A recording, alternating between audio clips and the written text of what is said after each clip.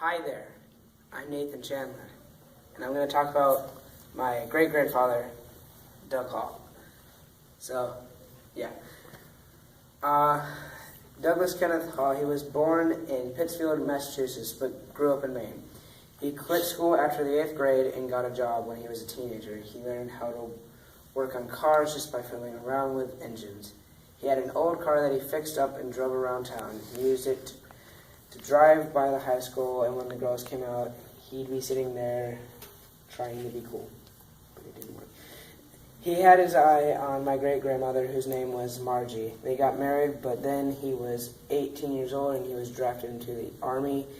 It was 1945, and World War II was going on. He was sent to the Philippine Islands, and because he knew how to fix cars, they made him a mechanic. The shuttle box has a couple of old pictures of him at the time with some of the Army trucks he had to keep running. The old flag in the background had only 48 stars because Hawaii and Alaska weren't states yet. He also brought back this knife that was made from a seashell, and he got it from the Philippines. It's pretty cool. But yeah. But anyway, when he got back to the States, he was required to be in the Army Reserve for a few years.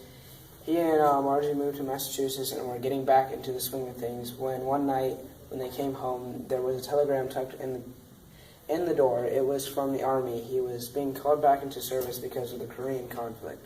This was really hard for them, but you don't tell Uncle Sam no.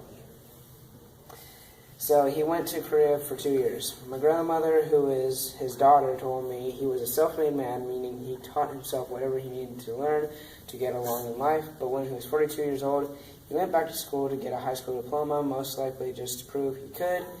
He passed with flying colors.